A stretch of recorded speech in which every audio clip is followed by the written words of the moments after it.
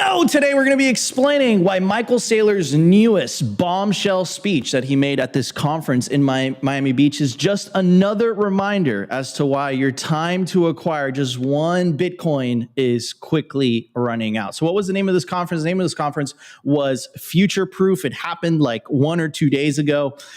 And, it's pretty crazy because we might be entering a 10-year digital gold rush. And he broke down this thesis. He's been talking about this thesis for a while now. So I think the question is your time to acquire, is your window of opportunity to acquire just one Bitcoin or Bitcoin under 100K, is that window of opportunity slowly closing? I mean, Michael Saylor made a very, very good case of just that.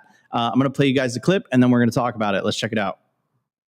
This is kind of a historic entry point because all of the risk has been stripped off the asset. Like, you pretty much know Wall Street's going to embrace it, the U.S. government's going to embrace it, and banks in the U.S. going to embrace it, which means that all the other banks will embrace it.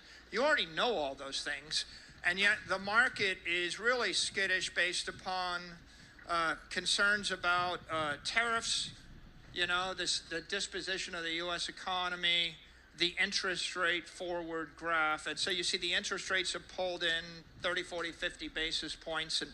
And we're in this macro risk off zone. When that flips, I think Bitcoin will rip forward with a vengeance. Now, you said Wall Street's going to embrace it, and that is true, but still, it's limited. I've been talking to these RIAs here. Many of them are very interested in Bitcoin, but a lot of them have questions when I walk around and say, what do you want to hear from Michael Saylor? They say, well, we're still concerned about suitability issues. We still have issues about recommending them to our clients. This is still a real concern. What do you say to those who are still concerned about suitability? The only asset endorsed by a president of the United States in 50 years is Bitcoin. I mean, Go back in the last 200 years in the history of the country. And I think if you go to the founding fathers, they wrote in the Constitution that money is silver and gold coin.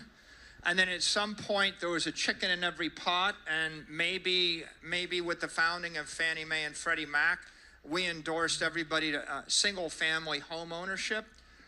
But in the 21st century, you have just one asset, Bitcoin. The president saying, don't sell your Bitcoin, saying more than that, saying the United States won't sell its Bitcoin. And so everything else you put your client into, if the US government seized any other security that you sold to a client, if they seized any collectible, any art, any real estate, they would sell it. The only thing that the US government won't.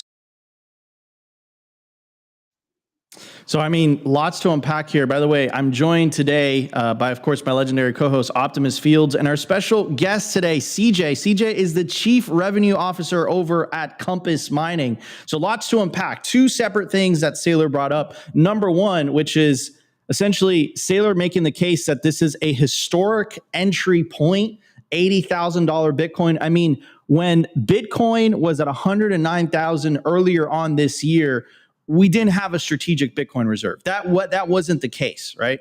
Now that is the case. Now we have X posts coming out of the White House account, basically saying that the United States essentially wants to this current administration wants to make the United States the Bitcoin capital of the world. That wasn't the case when Bitcoin hit an all-time high in January 20th. So it's been incredible the things that have happened from a historical context, especially if you've been in Bitcoin for a while.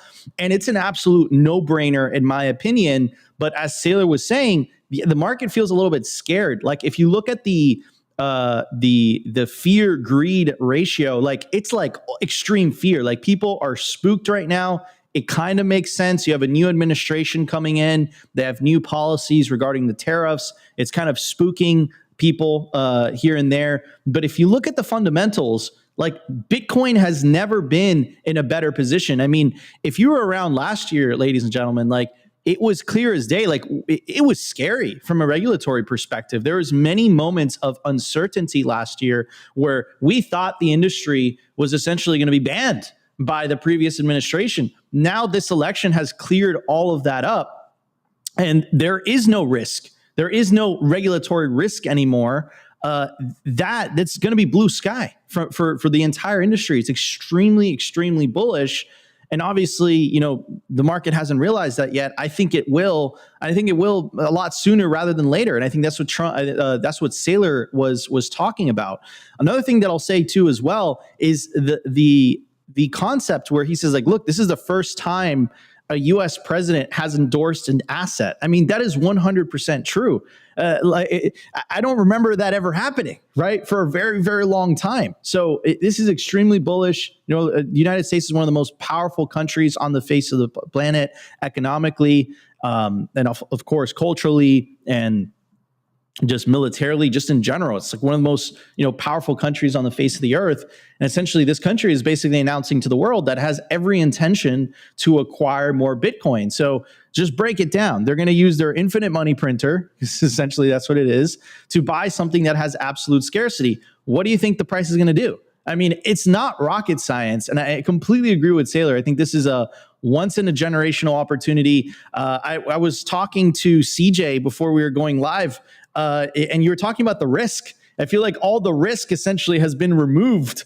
You have all the upside, but the downside is now limited. I mean, the uncertainty has been removed with the approval of the ETFs and, of course, the changing of the regulatory environment. CJ, welcome to the show, and what do you think? Awesome. Yeah, thank you guys. Really appreciate you having me on, and agree 100%. I mean, you heard Saylor say it there. Like, really, even 6 months ago, all of we had this whole left tail risk that could happen. If the election went kind of a different way, you had a lot of promises made on both sides of the aisle in the election, and it really, that's been removed. And so it's really exciting to see. I was having this conversation even this past week with my family. Like, you really have removed the risk adjusted. This is really a really great time to buy Bitcoin. Obviously, we're all Bitcoin bulls here, but it's certainly, my view is now's a great time, and really encourage, obviously, friends, family, as well as my personal family, to make sure we're accumulating at this point. Yeah, 100%. The risk adjustment return. How do you say it? How do you say it precisely? Risk adjusted. Yeah, risk adjusted. Yeah. So, and what is that? Like, what is the definition of that for anyone who's not familiar? Yeah, it's a good question. So basically, investments have varying degrees of risks, right? So when they're really high volatility, basically back in the last, before the election, you had all of these risks. You mentioned one, regulatory. There could have been literally, you call it stroke of pen risk, right? Like, the Biden administration or the Harris administration could have woken up and said, hey, we don't like Bitcoin, or we don't like Bitcoin mining, or whatever that is, and said, we're getting rid of this industry. And like, that basically has been removed. I mean, the Trump administration has been very, very clear that they want to protect, Bitcoin as an asset and Bitcoin mining as an industry. And that risk has all been removed. So really, the only risk you have, and Saylor highlighted it, is I do think you see a lot of macroeconomic headwinds right now, right? You see, all that Doge is doing to kind of cut spending, which is maybe a little bit of short-term pain and for the benefit of the long term. I think you're kind of seeing a little bit of that, a little bit of uncertainty. And so, the market doesn't know how to handle that. Bitcoin is obviously very liquid, right? So that creates an excuse for many to just say, hey, I can sell this liquid asset to kind of shore up my balance sheet and maybe wait out some of this volatility you're seeing. But outside of like those macroeconomic headwinds, you're really seeing like all of the regulatory uncertainty, the tax uncertainty that you were starting to see.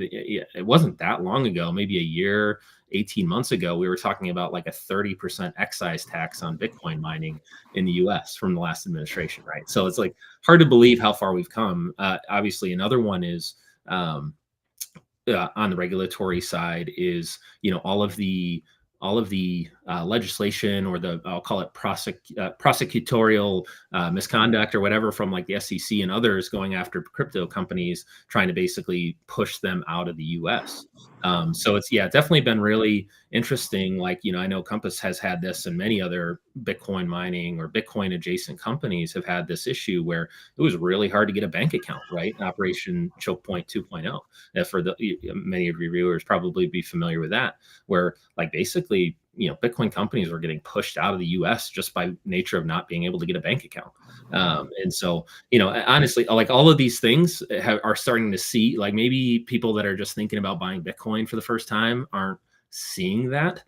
They don't see that because they're not in the industry, but like all of these tailwinds, former headwinds are moving to, I think Saylor even used this methodology, or at least looking to turning to crosswinds and maybe very quickly moving to tailwinds.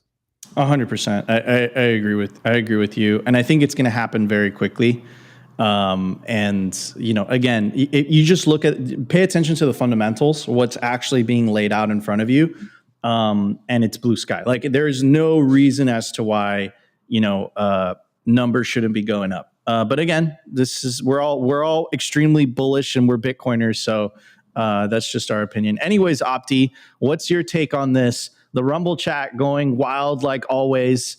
Someone trolling me saying, all right, Nico's going to say getting ready to say move to El Salvador. Opti countered with USA. So seems like we don't have to move to El Salvador anymore. Opti. Yeah, I mean, just to kind of echo what Saylor and CJ were both saying is I think this is the least risky time to buy Bitcoin, period. But it's really more of a heuristic. Every day that Bitcoin lasts is becoming the least risky time to buy Bitcoin. But when you consider all the things that Saylor is saying, whether it's the, regulatory landscape in the US, the endorsement by basically the most powerful president in the world, and then of course all the institutions, Larry Fink, all the suits and all the quote unquote smart money coming in, it really blows my mind how people can look at Bitcoin and be like, yeah, I don't want to buy this. And that doesn't even bring into fact the idea that Bitcoin is the best performing asset in the last 15 years. Like, if you actually look through all of the numbers, it should be a very obvious buy as far as I'm concerned. Obviously, I'm biased. But I think CJ did say something that is, I think, a very glaring issue here is that most people aren't really fully, inundated with Bitcoin information. They're not fully just embracing the Bitcoin ecosystem. They probably heard about it. They probably have some FUD lines here. They have like a one sentence quip about what Bitcoin is.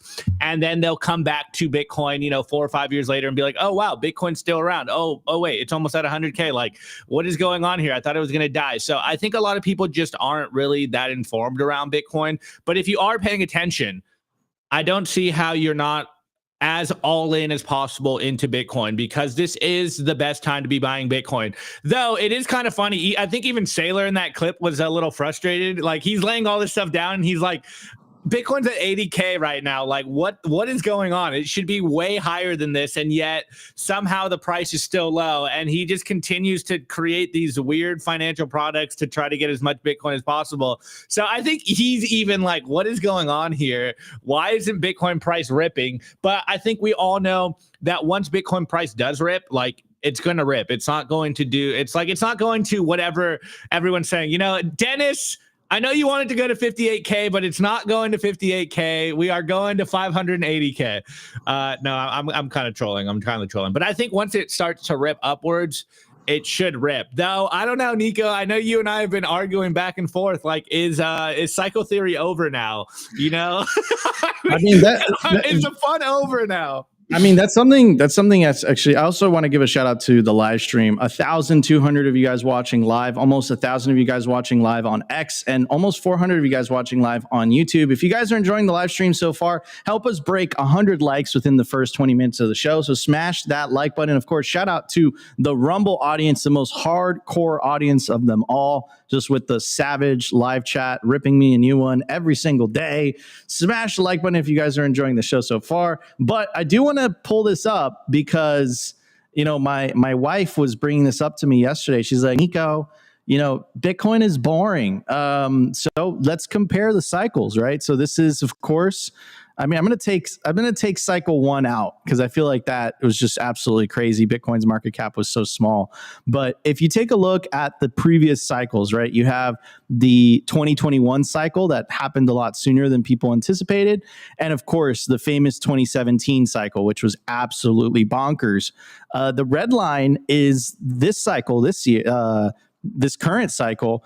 And I mean, it's obviously deviating. It's definitely underperforming if you compare it to the previous, the previous eras. So I'm going to just open it up to you guys. Is Bitcoin becoming boring? Is Bitcoin just becoming like watching the S&P, watching the NASDAQ? Is it just paint dry? Like, is it watching paint dry? Like, are Bitcoin's dopamine days behind it? I'm going to start it off with you, Opti, and then CJ.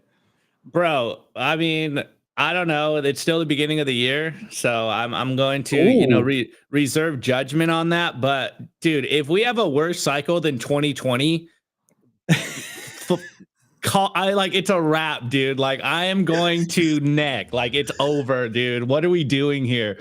No, I really think that this year, the end of the year, like, I think historically, if you kind of can you pull that up again, Nico? That chart? Yeah, absolutely, 100%. Someone said scam cycle. That's so funny. Kind of boring, to be honest. All right. W watching paint dry. All right. So we're at what's the date? March.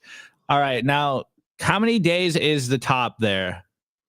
I mean, so the previous tops were like around 500. So we have 200 days or something like that. Yeah, 200 days. 200 days to pump. Like, we have 2/3 of a year. Like, we'll take it. How many days are we right now? Are we 100 days in?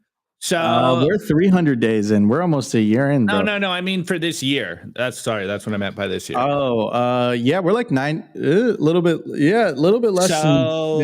So, considering old cycles, maybe we get an October Christmas pump ish. Like we're gonna have a really slow summer. We're going to not like this summer, but maybe we get a pump by the end of the year. I don't know, man. Like, fingers crossed at this point. Oh man, I'm gonna pass it on to CJ. By the way, we just broke 400 live viewers on YouTube. If you guys are enjoying the show so far, smash that like button. We just broke 100 likes. I'm gonna raise the target. Help us break 150 likes by the end of the live stream. Anyways, CJ, I'm going to pass it on to you. Narwhal Tacos in the Rumble chat. Pro tip, watch old episodes of Simply Bitcoin from when Bitcoin was over 100K. I'm going to pass it on to CJ. CJ, what are your thoughts on this, man? Like, especially from a mining perspective, because a good friend of mine once told me that mining is like a levered long. So the days of mining are amazing when the price is absolutely mooning. So from a mining perspective, how does this feel? Have your expectations been met?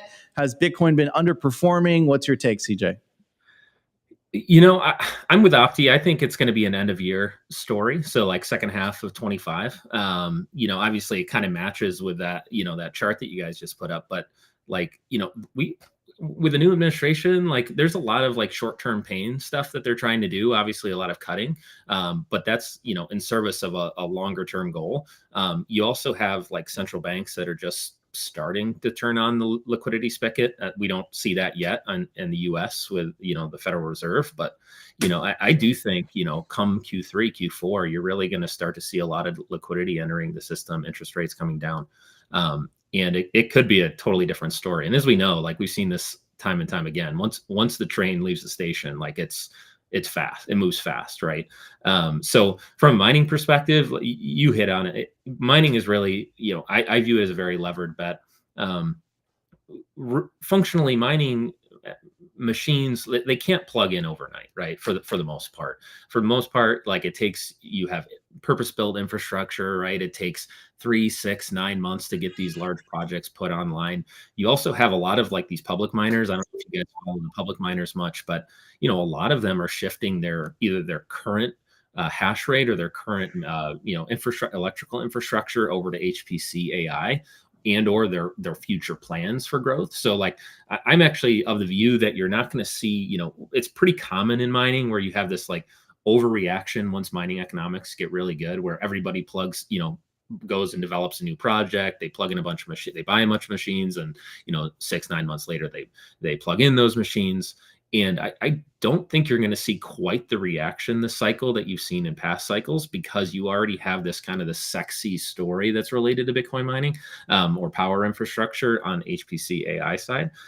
So, I do think, like, obviously speaking my book here, but like, I think it's really important if you do have I'll call it a 3, 6, 9 month view of a Bitcoin price pump. It's really important to get hash rate online in advance of that, because that's when you really start to see, in a 4-year cycle, if we continue to see those dynamics, you typically have 12 to 18 months of most of the profitability. I would say, 90% of the profitability in a 4-year cycle is in a 12 to 18 month window from what we've seen in past cycles. So really making sure you have your machines online during that peak, that high profitability is really important.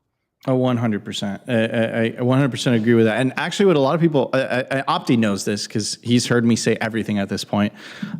He can't stand me anymore.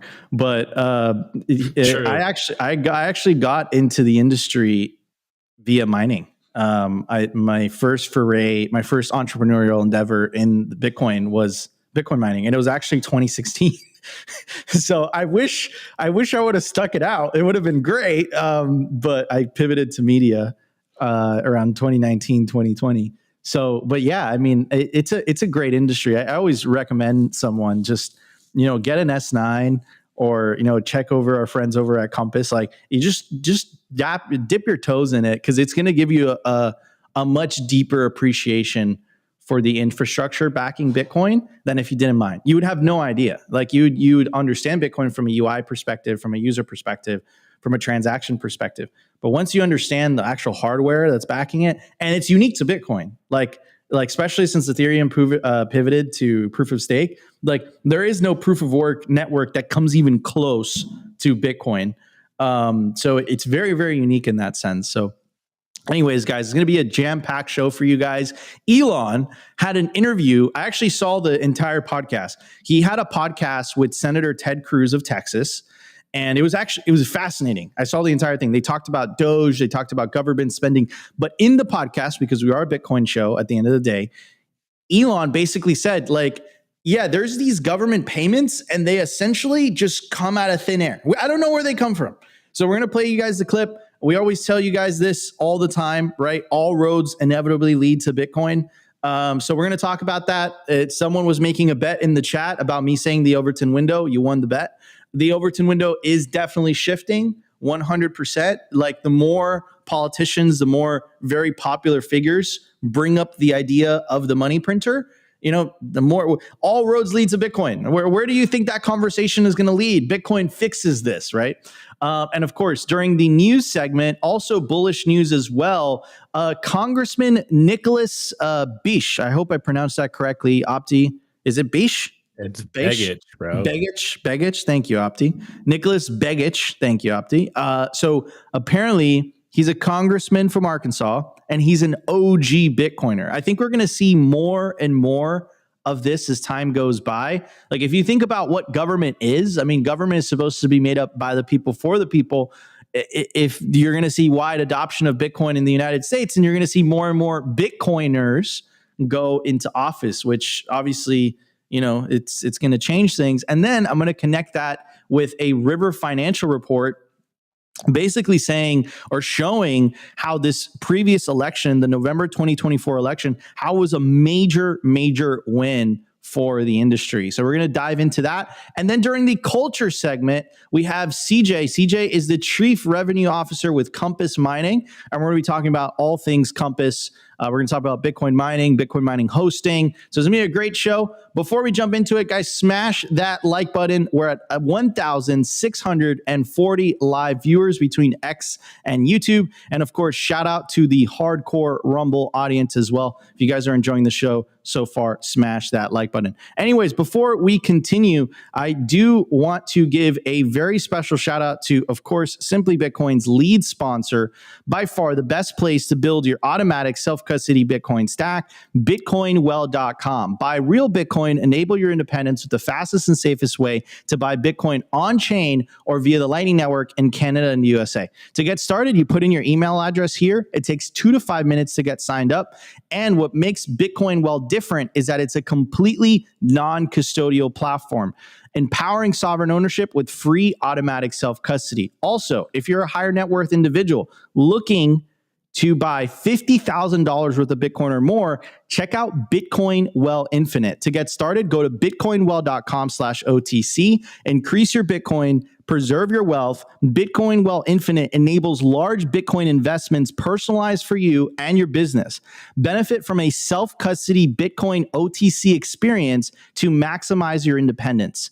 No fees, low spread, 24-hour delivery to self-custody, direct booking with a pro. Also, if you're looking to get paid in Bitcoin, check out Bitcoin Well.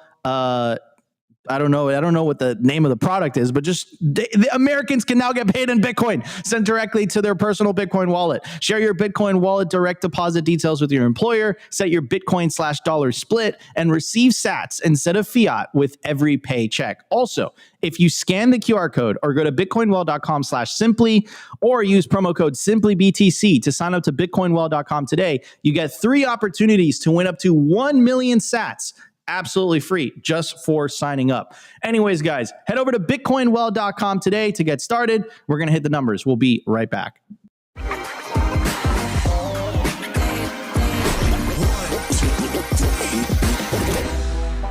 I want to tell you guys about our sponsor, Stamp Seed.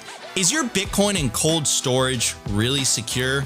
Are your seed words really secure? Stamp Seed's do-it-yourself kit has everything you'll need to hammer your seed words into commercial-grade titanium plates instead of writing them down on paper. Don't do that. Paper sucks. You want to literally stamp your seed into this plate of titanium. Your words are actually stamped into the metal plate with this hammer. So once your words are in, they aren't going anywhere. No risk of the plate breaking apart and your pieces falling everywhere. Titanium stamp seeds will survive nearly triple the heat produced by a house fire. They are also crush-proof, waterproof, non-corrosive, and most importantly, because this is generational wealth, time-proof. All things that paper is not, allowing you to hodl your Bitcoin for the long haul. I mean, here is the plate that they crushed. They put in water, they put a blowtorch to it, and as you can see, the words have survived. Stamp your seed on Stamp Seed. And you can use promo code SIMPLY to get 15% off anything on their store. Head over to stampseed.com today. All right, everybody, we are back. Scan the QR code on your screen right now to take you directly to the stampseed.com website. You can use promo code SIMPLY to get 15% off anything on their website. At the time of recording, the Bitcoin price is 81,870. Block height, 888,351. Sats per dollar, 1,221. Market cap, 1.62 trillion. Bitcoin versus gold market cap, 7.55%. Percentage issued, 94.46%. Decline from all-time high, negative 25%. Realized monetary inflation, 0.92%. In the grand scheme of things, we are just getting the party started. Anyways, here is I call it Magic Money Computer. Any computer with Here is Elon Musk on Ted Cruz's podcast. It's called The Verdict. And he says the quiet part out loud. He said something that us Bitcoiners have known for quite a long time now. But again, it's not news to us. We're not surprised by this whatsoever.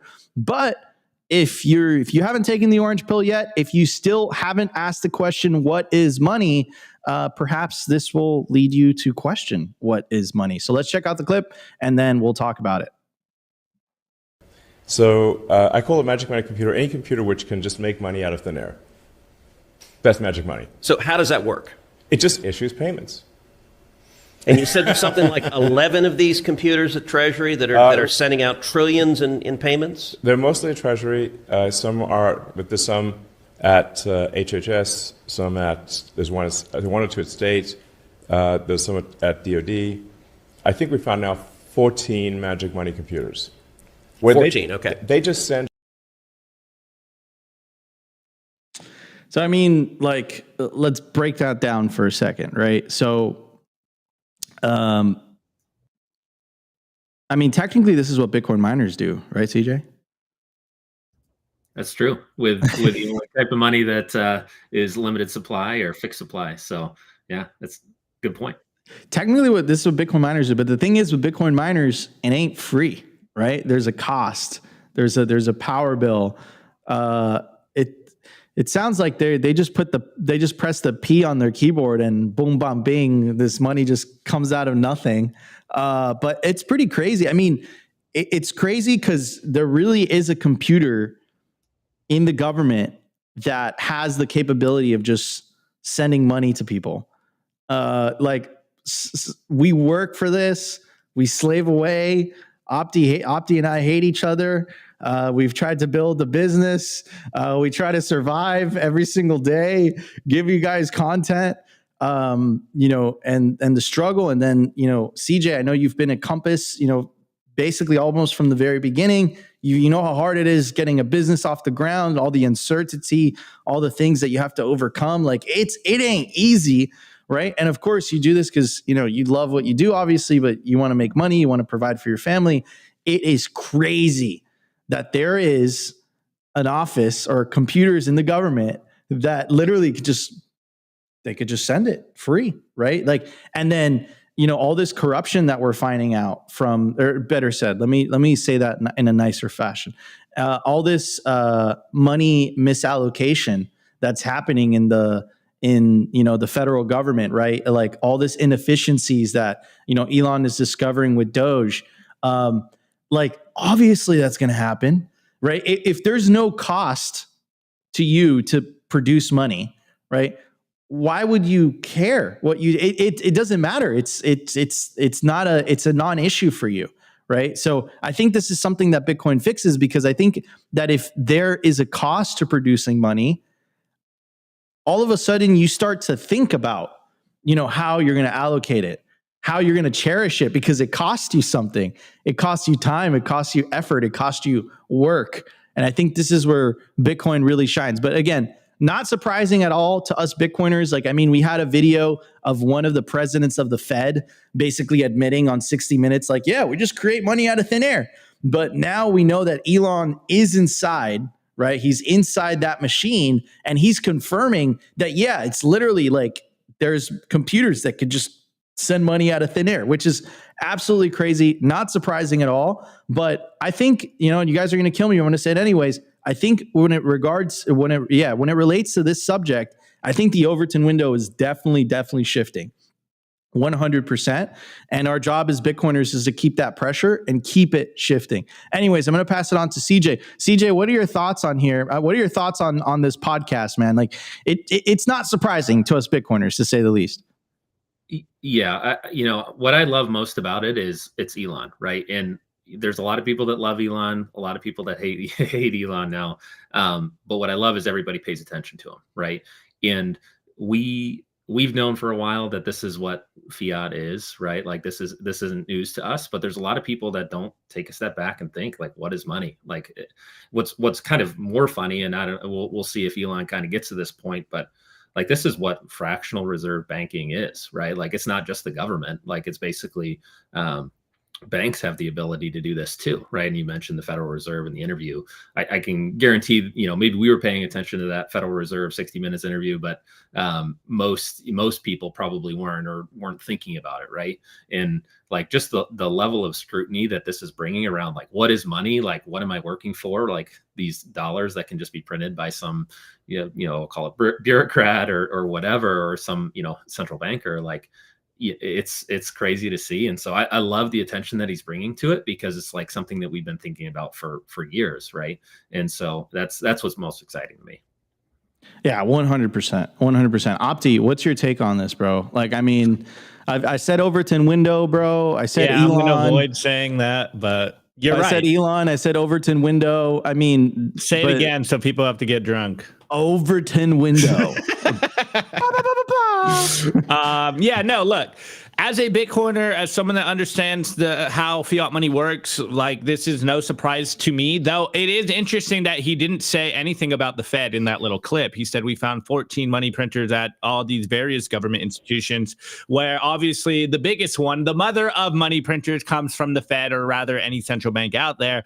But I think this is kind of, I hate to say it too, Nico, but moving that Overton window, we're starting to get a conversation going where hopefully hopefully people start to realize that, look, the money you are slaving away for, the money that you basically spend your whole life for, you break your back for, it is money that can be conjured out of thin air. It's literally not backed by anything. It's printed on paper. It has no value besides the fact that you think it has value and that people continue to perpetuate that value.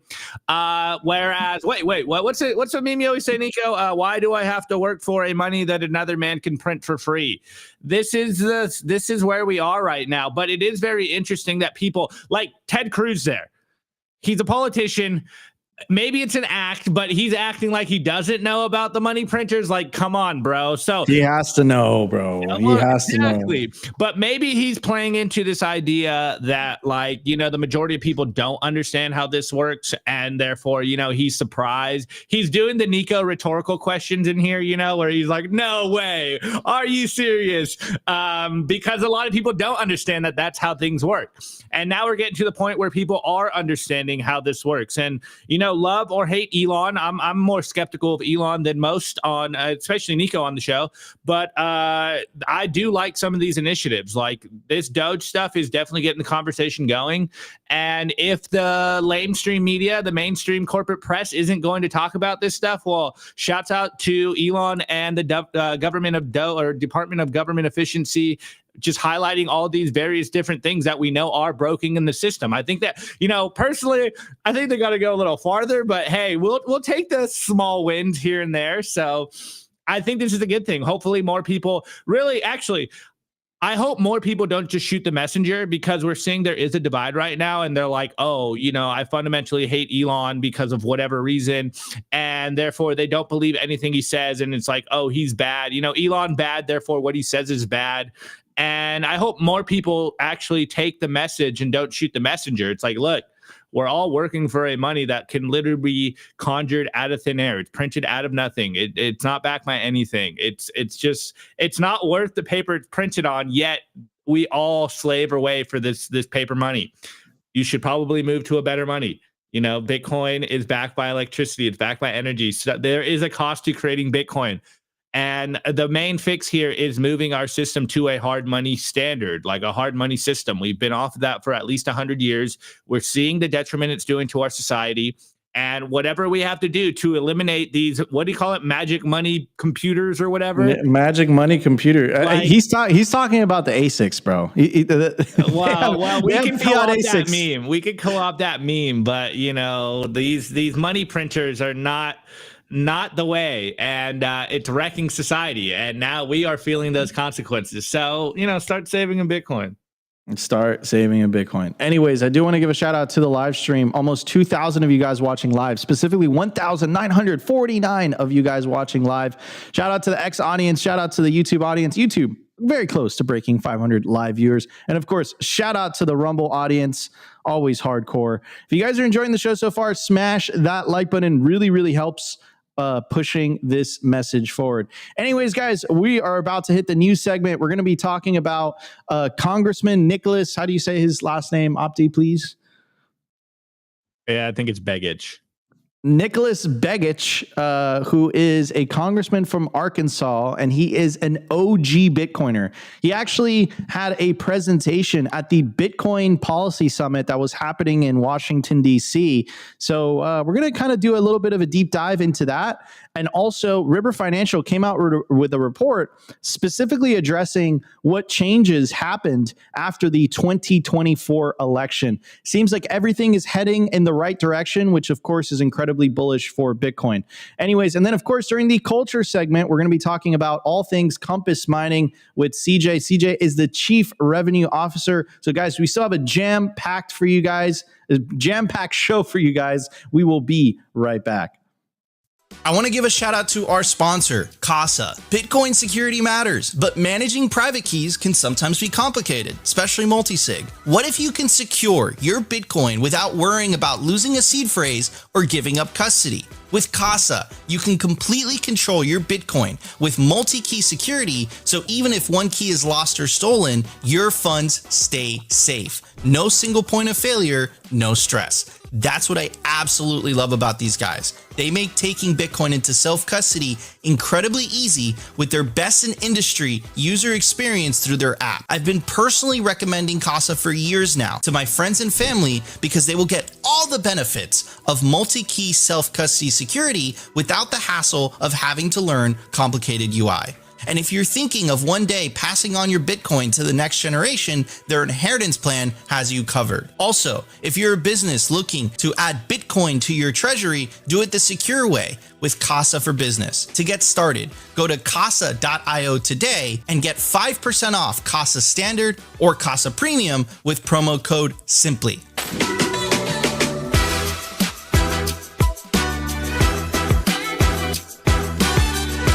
Need liquidity without having to sell your Bitcoin? For more than 6 years now, Ledn has been the trusted choice for Bitcoin-backed lending with transparency, security, and trust at their core.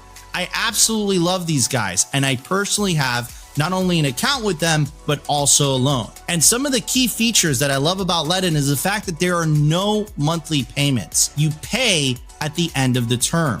You also have the ability to roll over the loan as well, and you can pay it back whenever you want. Essentially what they do is that they help their clients unlock the liquidity of their BTC, allowing you to hodl while still accessing the wealth of your Bitcoin. They've been battle tested with their focus on transparency, security, and trust, allowing them to build a proven track record of client success and security, helping tens of thousands of clients harness the value of their digital assets with confidence and peace of mind. Learn more about what your BTC can do for you. Check out ledn.io today.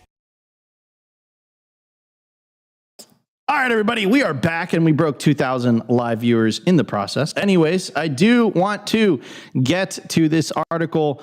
Again, I think we're going to see more and more of this. I think we're going to see more Bitcoiners getting into office. I mean, you could make, I know Opti disagrees with me on this, but we technically do have the first Bitcoin president in the White House, freed Ross Ulbricht, ended Operation Choke Point 2.0, repealed SAB 121, made a strategic Bitcoin reserve, differentiating it from the altcoin reserve. I mean, pretty big win in my humble opinion. Now, obviously, could you imagine if we get someone who was a Bitcoiner before they got into politics? Wait, he's not American though. Like it would be wild. It would be wild. And I think we're heading in that direction. You know, the more Bitcoin adoption we see, like, I think this is going to become just like the ETF news, just like the strategic Bitcoin reserve. That was great for me and Opti because we had something to talk about for 2 weeks, but then it became nothing. It became non-news because it happened, right? So anyways, Nicholas Begich, that's how you say it, Opti? Pretty sure Begich. All right. Well, Nicholas Begich is an OG Bitcoiner. So Congressman Nick Begich is a long-term Bitcoin hodler who believes in America's right to self-custody their Bitcoin and understands the importance of Bitcoin as a strategic reserve asset for the United States. Last Tuesday, Nick Begich introduced the Bitcoin Act of 2025 to the U.S. House of Representatives. He made the announcement that he'd be doing so at the Bitcoin for America Summit. The bill, a revised version of a bill that Senator Lummis introduced to the Senate last year, stipulates that the United States government acquire 1 million Bitcoin for its strategic Bitcoin reserve and protects the rights of U.S. citizens to self-custody their Bitcoin. As Representative Begich spoke about the importance of the bill at the summit, I got the impression that he was acting as more than just an opportunist, a politician simply striking while Bitcoin is a hot topic in the US government, but as someone who actually has a deep understanding of Bitcoin. Turns out I was right. The congressman has held his own Bitcoin in self-custody for over 12 years now and very much understands the importance of US citizens being legally permitted to do the same. Furthermore, he believes that in the age of, quote, undisciplined bureaucracy and reckless spending, it's important for the US government to hold Bitcoin as it will serve as a backdrop to our financial system. On a personal level, when did you first begin to see the value of Bitcoin? In late 2012, this is an interview between Frank and the Congressman. In late 2012, I was reading an article on slash.org regarding Bitcoin and the forthcoming halving, and it piqued my interest. I started digging in a little further and decided that I wanted to learn more about how this digital asset worked. So I wired the $100 over to Mt. Gox and I bought 7 Bitcoin. Afterwards, I transferred them over to a private wallet. I wanted to understand how Bitcoin worked because I owned a software development company and spent 20 years in technology as a career before coming to Congress. This was just interesting to me. So you were just fulfilling your curiosity, yes. But also a couple days later, I called my business partner and told them that I thought Bitcoin could become something really big. They had never heard of it. I said, I'm going to take $5,000 and I'm going to buy Bitcoin. I took that money from our software business and bought more Bitcoin out on Mt. Gox. We ended up with 440 Bitcoin. So when the exchange went under, of course, it was a huge disaster because all of that Bitcoin was still in the exchange. A number of us where creditors found each other and we put a group together to hire an attorney in Japan. We were one of the creditors that petitioned the court successfully. Japan changed the bankruptcy type from an obliteration to a civil rehabilitation, which allows creditors to receive a portion of their Bitcoin back. Anyways, did you get some of it back then? Ultimately, I sold our company's claim to Fortress, but I still hold my own original 7 Bitcoin. I mean, if that is not a lesson in self-custody, I don't know what is. 440 Bitcoin is a lot of money these days. Anyways, the article continues to have that, that back and forth, that interview between the two. I'm going to put it in the live chat on YouTube and Rumble so you guys can check it out. But yeah, I mean, we're definitely heading in the right direction, 100%. And if you take a look at this report from River Financial, on page 42, of the section that says the dramatic shift in nation state adoption, there's a whole section just breaking down what the Senate and what the House look like in terms of pro-Bitcoin candidates. So after the November 2024 election, the majority of both the House and the Senate are now pro-Bitcoin, based on public statements and political activity as defined by advocacy group Stand With Crypto. In January 2025, a Senate panel on digital assets was established with 2 focus areas. Number 1, pass legislation for responsible innovation and consumer protection, covering market structure, stablecoins, and a strategic Bitcoin reserve. Number 2, regulatory oversight to prevent overreach, such as Operation Choke Point 2.0. And if you actually take a look at the change, it was extremely positive. The Senate went from 57 pro-Bitcoin candidates to 59, and the House of Representatives went from 276 pro-Bitcoin representatives to 289. Now, I don't know how, strong those numbers are. I think let's see if the Bitcoin Act by Senator Lummis and Congressman Begich actually pick up momentum. Let's see what happens. I don't know if that many congressmen and senators are pro Bitcoin, specifically pro the Bitcoin reserve. I don't know if that's the case.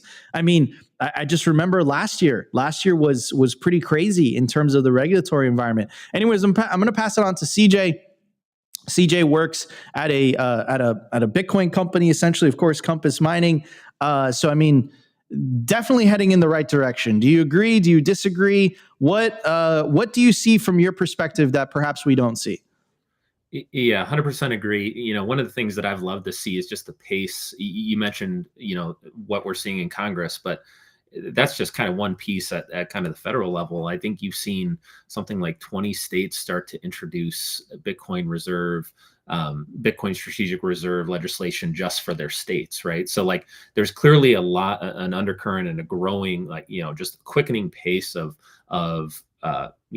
legislatures and politicians like realizing that there's a really core demographic of people that care about Bitcoin and Like this is in some cases vital to their, survival, maybe not survival and or thriving as a state, and attracting new talent, attracting new people moving to the state. And so like you're starting to see a lot of it. Obviously, Texas was a big one where they're probably the furthest along. There's definitely a few others, Utah and others, where we could see something in the next 3 to 6 months on state level as well. So yeah, I've loved to see the pace. It's just picked up so quickly post-election. And I think it's because people saw just how much, call it, Trump and his administration recognizing an opportunity, but that was a really core voting demographic for getting, the Trump administration elected, I think. And I don't think people really appreciated that, certainly on the other side of the aisle. And so like, yeah, it's really exciting just to see the pace. I think a lot of people have been maybe underwhelmed at, strategic reserve. We haven't seen any new purchases yet. I think that's coming. Although I know that's maybe, there's some, not everybody believes they're going to end up buying Bitcoin. I actually do think they will, at the federal level, but then obviously you see it all at the state level. Like, I'm really excited at the pace. We're only in March. Like it's not even been 60 days since the administration's been sworn in. I think you're going to continue to see just all sorts of positive momentum on the regulatory side. 100%. I 100% agree with that. Opti, what is your take on this, my friend? I know we've been covering this. We went from a non-political show whatsoever. I don't think we covered politics at all 10 months ago to essentially being forced to throw our hat in the ring, cover the election, cover the latest breaking news, and now we're covering the news coming out of the White House. Now we're covering news coming out of senators. I mean, we interviewed a senator in D.C. A couple, what was it, like a month or two ago with Senator Lummis. That was an incredible interview. So, I mean, like, this is crazy. Like, Bitcoin is entering into the mainstream political discourse, which we predicted, by the way, but we didn't think it was going to come until 2028. But things are just happening on a much, much quicker timeline. So Opti, what's your take on this, my friend? I mean, are things heading in the right direction? Are you not 100% happy with what's going on, Opti? Yeah, well, when I heard this article this morning, I was just like, cap, like this is cap. This is not real. But then reading the article, just hearing the headline, I'm like, this isn't real. But then you kind of read the article, and it does sound like he's an OG Bitcoiner, which is very interesting. Also, really good OPSEC until now, just fully exposing his bags, like in a Bitcoin magazine article. They probably should have cut that out, in full context here. But I think, it's like, look, as much as Bitcoiners hate politics, I think it is better to have Bitcoiners be involved in politics. Obviously, that's not going to be me because I'm not politically savvy. I do not want that life. But I think if some Bitcoiners do have that inclination to be a part of politics, I think we should infiltrate politics. Now, I know there is a lot of pushback on that idea that, hey, you can't fix the system from within. It's better to just build an ulterior system, which is obviously what a lot of Bitcoiners are doing. But, the reality of the situation is that politics still control our lives, and they do have a lot of effect on every part of society. And I think it is important for Bitcoiners to be involved and participate in the process. Now, again, it's not going to be me because I'm just a talking head on YouTube. But if you are more politically savvy and you think you can actually make an entrance into the space, I think it might be a good thing, as well as building circular economies and parallel economies and parallel communities. I think it won't do more harm than we already are right now. And as you can see with Nick Begich, with Senator Lummis, with a lot of the other Bitcoiner, RFK Jr., maybe he's kind of been relegated to not doing so much recently. But as you can see, these high-profile people talking about Bitcoin are actually moving the needle forward. And I think this is where we need to be, where you start to show that the people that hold Bitcoin, the people that hold Bitcoin aren't just random, shadowy super coders drug dealers, criminals on the internet. It's like they're everyday people. Everyday people need to protect their savings. Everyday people need to move away from the dollar because this is the main problem in the world right now. And so if we have high profile people that are Bitcoiners, that are coming out as Bitcoiners, I think this is a great thing for the whole movement moving forward, or rather for the network, the Bitcoin network at large, because it starts to show that, hey, you know, like if Bob down the street's a Bitcoiner, and I've known Bob for 20 years and he's, you know, living a better life because he's holding Bitcoin and he talked about Bitcoin, then it starts to become just a normal thing in society instead of people having these bad views on Bitcoin and just eating up all this floodline. So look, you know, more power to Nick Begich. I know I was a little suspectful, and when I first heard this, I'm like, "There's no way, dude! Like that's cap. He's a 2012 Bitcoiner, and we're just hearing about this now. Like, interesting development." But you know, hearing the breakdown, I'm sure someone could kind of you know, follow the paper trail and you know, fact check this so we're not being lied to here. But on the surface level, I do like this development. Again, I think Bitcoiners being involved in politics and Bitcoiners basically, you know, overriding the fiat system with just sheer creativity and willpower, like that will make a better world. Again, I am not so bullish on the system, you know, working, or rather it's working as designed, which means it's unfixable and we just got to build a better system. But hey, I think us tapping into the system and doing as much as we can will obviously benefit society. So I'm all for Bitcoiners taking over the world. Amen to that. All right, everybody. Well, smash the like button. We broke 500 live viewers while Opti was talking on YouTube. And of course, shout out to the Rumble audience, almost 100 there. And of course, shout out to the X audience, almost 2,000 of you guys watching live there. If you guys are enjoying the show, smash that like button. Really, really helps with the algos. We're about to hit the culture segment with our guest today, CJ Burnett. He is the Chief Revenue Officer of Compass Mining. And we're going to talk about all things Compass. So we will be right back in just a second.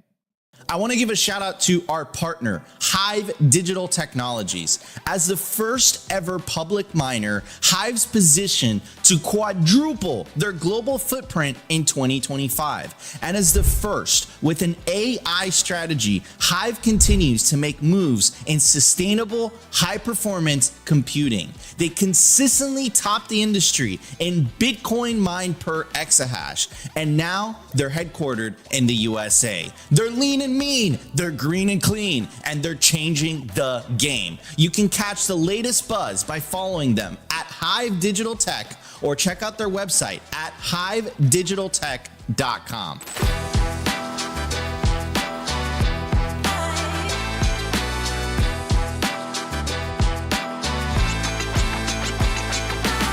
I want to give a shout out to our partner, CoinKite. If you take your Bitcoin security seriously, you'll need the best Bitcoin hardware wallet on the market to take self-custody. That's where Cold Card comes in.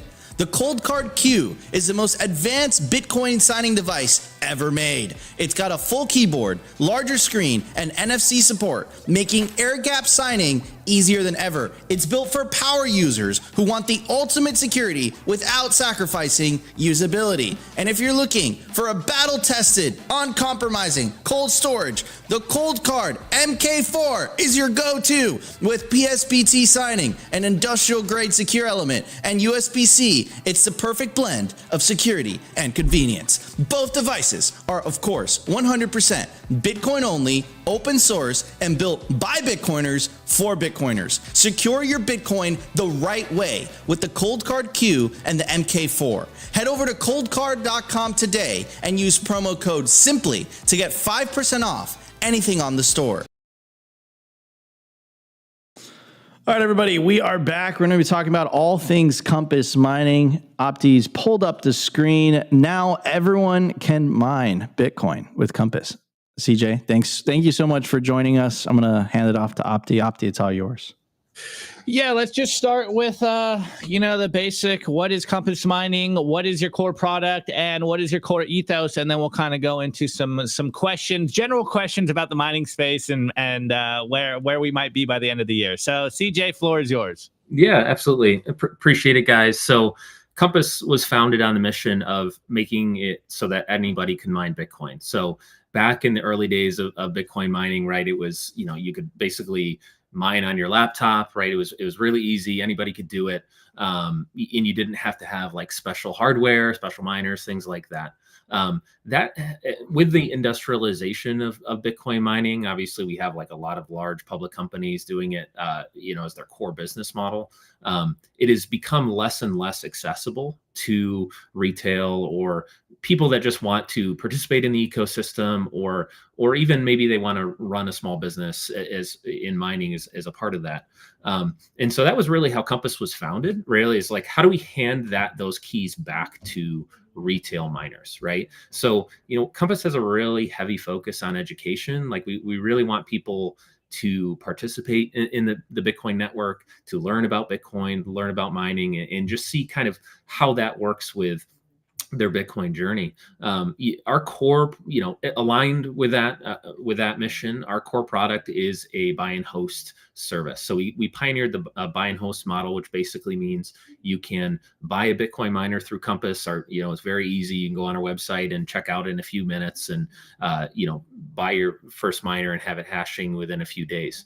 And so that's a really like easy kind of a turnkey solution where somebody, if you want to mine Bitcoin, we make it really, really easy, accessible, and frictionless. As I mentioned, we're really big on education. Like, and Nico mentioned it earlier in the stream. Like, there's a lot of ways to learn. So our kind of our core product is one way to do that. Of course, we also want to support people that want to just get their hands on a machine, right? So, if you go to our website, you'll see there's a few miners that are available for at-home mining, right? So if you just want to buy like an old generation machine, I don't think we have any S9s on there at the moment, but certainly S19s or T19s or some of those machines, you can go on if you just want that shipped to your house and you just want to tinker with it, you want to test it, you want to learn a little bit more hands-on how the mining process works, why a lot of customers opt for a hosting solution, right? It generates a lot of noise, it generates a lot of heat, and a lot of times you have to have purpose-built electrical infrastructure as well. So anyway, that's kind of our core product. We do have some more what I'll call it institutional services as well. So for example, there's a lot of our customers that once you have several thousand machines, you're starting to think a little bit more proactively about your energy strategy, your control over your operations. And so we do partner with some of our larger customers as well to help them think about how do we go from a hosted solution to a vertically integrated solution where they own the meter, the power meter, where they own maybe the electrical infrastructure as well as the container infrastructure, building infrastructure, or even the land. So we kind of offer the full suite. Obviously, there's a lot that goes into running Bitcoin machines or Bitcoin miners, right? So, these machines are basically built in the most cost-effective or cheapest way possible, right? So they break. So we, do things like repair those machines, logistics. Obviously, most of this is manufactured overseas in China or Asia, and so arranging delivery of those machines, things like that as well. Got it. Okay, Nico, you're muted. I think the question on everyone's mind, one is what's going on with the price, and two, if they're trying to get into mining, is this a good time to get into mining? So what's your general take on the mining landscape right now? Yeah, absolutely. So fully transparent, mining economics are relatively depressed, or they're not at all-time lows. And typically the way that we measure that is a term that Luxor has coined, that's hash price, which is basically how much revenue per unit of per terahash does your miner or does mining produce. So right now, hash price is not at all-time lows, but it's relatively near all-time lows. We saw the low back in, I think it was either Q2 of last year or early Q3 of last year, before you started to see the price run up, the Bitcoin price run up into the election. How I think about, when I'm talking with customers about mining economics and mining profitability, you obviously can never, with Bitcoin, there are no guarantees, right? And that's kind of the excitement. But also, as you're thinking about running a business or just getting into mining, you kind of have to define what your purpose is. Like a lot of our customers, there are some, and I would say these are more on the larger scale, when you have 10 or 50 or 100 miners, you're really thinking about it as like, I'm running a business, I want to generate a profit. And typically, a lot of times, they're actually thinking of it as a fiat profit as opposed to just a Bitcoin profit. And for those customers, it really is, they're thinking in terms of ROI. For smaller customers, a lot of those customers don't necessarily care about profitability. A lot of them view it as almost like I'll call it like a forced Bitcoin savings program, right? Or a forced DCA.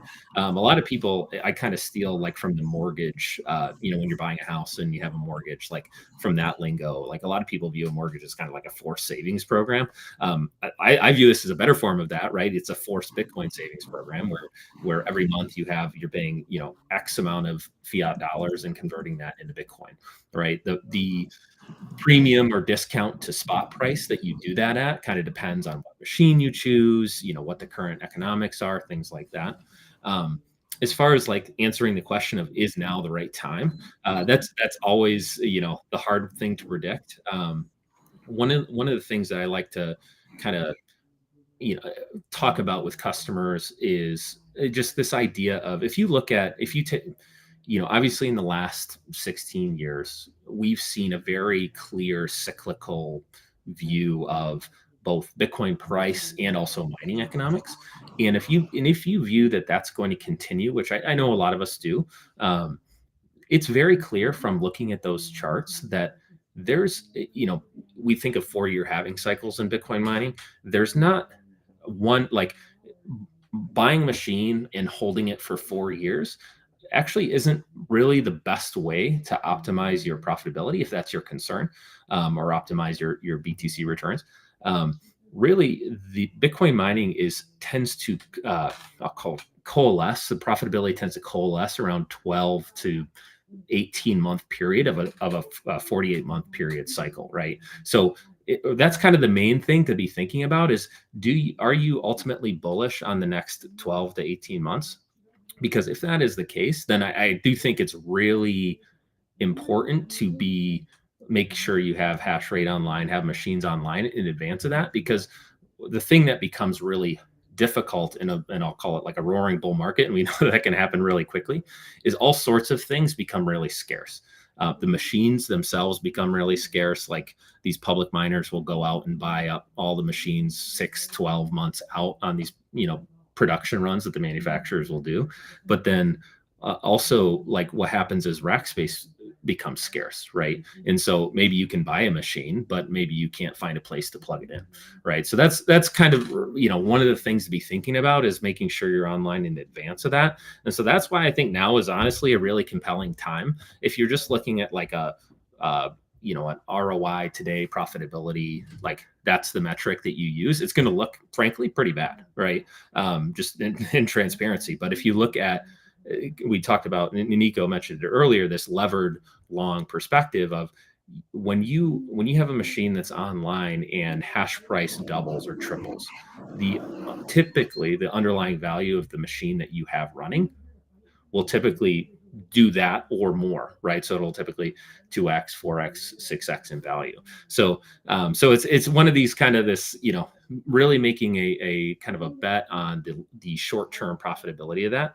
In Compass, we've tried to really build out tools to make it really easy to manage your mining operations. So for example, we'll wrap it up with this. I know a lot of words here. For example, we have our marketplace feature, which is, if you, a lot of times if you partner with another host to host your machine, you might buy a machine, but it could be really hard to sell that machine, right? Whereas with Compass, we have this third-party marketplace where if you want to sell your machine after 3 months, maybe you just want to try it and see how it goes. If you want to sell it after 30 days, you're welcome to do that. If you want to sell it after 3 months, 6 months, maybe you have this short-term thesis around, hey, the next 6 to 12 months of mining are going to be really hyper profitable, but I want, at the end of that, I want to be able to sell my machine and capture those short-term returns. That's where the marketplace is really a powerful feature that we offer, and customers can leverage that to be a little bit more dynamic in their mining operation. Absolutely. And Opti, do you want to say something? Yeah, I was just going to say, I mean, you said it. If you're bullish on Bitcoin the next 6 to 12 months, then maybe today's a good time to mine Bitcoin. So, some criticism on here, maybe the opposite. If you're bullish on Bitcoin, why don't you just buy Bitcoin instead of mining Bitcoin? That's a What great would be the question. opposite? Like, what would be your take on that?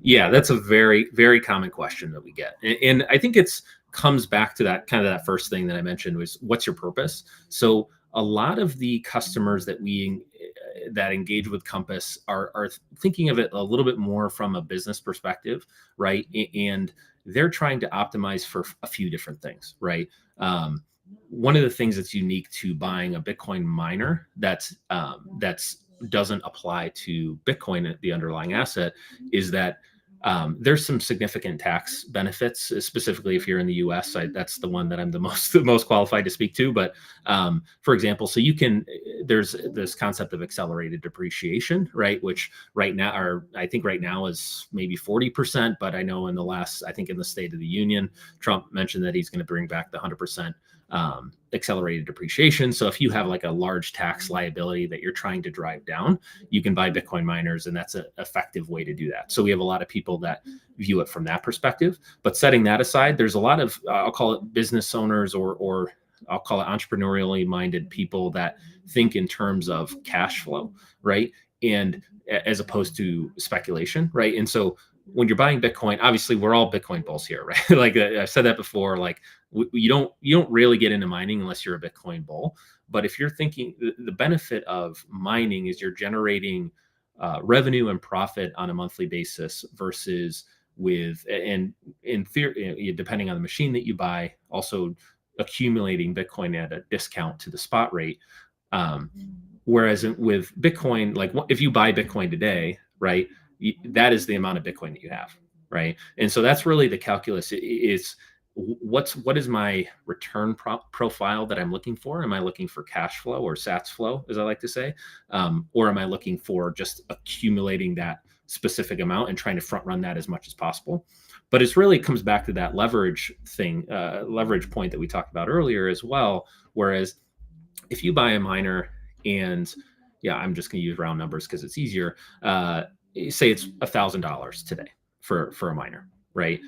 You could easily see when you have this reflexivity of Bitcoin price goes up 3x in a short period of time. What you'll also see is your miner is very likely, assuming mining economics mirror that same change, your miner probably goes up 3 to 5x, so a little bit more. You also obviously have all of the Bitcoin that you generated via revenue during that time as well. So typically, especially if you have that, and this is where the timing aspect comes into it. Like if you have a really bullish thesis over the next short period of time, like you can definitely generate more Bitcoin over a short period of time via mining in a bull market than you would otherwise just buying spot. Got it. Okay. 100%. Especially, especially, I think the levered long analogy is like such a great analogy here, right? Like, one of the most painful times to mine is when nothing is happening. But the last thing that you want to do, and I can tell you this from experience, is that when the bull market starts ripping, and the profitability is so high, you actually want to be positioned before that. Like it's like a surfer catching a wave, right? So like that's essentially, and you know what? It's not only the mining industry that works like this, the entire industry works like this, because I have insights into a lot of this. So like whether it's exchange volume, same thing. Whether it's media, same thing. I mean, Opti lived for like 10 days out of the year because that's where all the attention, all the things come to the Bitcoin. But when things are chopping and things are relatively boring in Bitcoin term, that is the moment of the greatest opportunity. But that's when things are boring. But that happens to be the moments of the biggest opportunity. And then when things are bad, for me, it was the two bear markets that I've experienced was 3,500 and then 16,000, right? Looking back in hindsight, those were literally the best times to plug in the machines or to start buying Bitcoin, right? In fact, if you plugged in an ASIC at the bottom, right, like you made a killing. You actually made more money than if you would have bought Bitcoin, right? So yeah, it just, and someone's asking in the chat, any Simply Bitcoin discounts at Compass? We'll talk about that. Super honored to have CJ on the show today. Big fans of these guys. We've had them on the show many times. Go to compassmining.io if you guys have any questions. They have education over there. They have these guys will take care of you. So head over to compassmining.io. I want to thank CJ for joining us on the show today. Again, the Chief Revenue Officer over there at Compass. And of course, my co-host in the house, Optimus Fields. Guys, love you all. This was March 18, 2025. This was Simply Bitcoin Live. Smash the like button, consider subscribing, and we'll see you tomorrow for a brand new episode. Take care, everybody. Today's episode was brought to you by BitcoinWell.com, a Bitcoin-only platform on a mission to enable financial independence.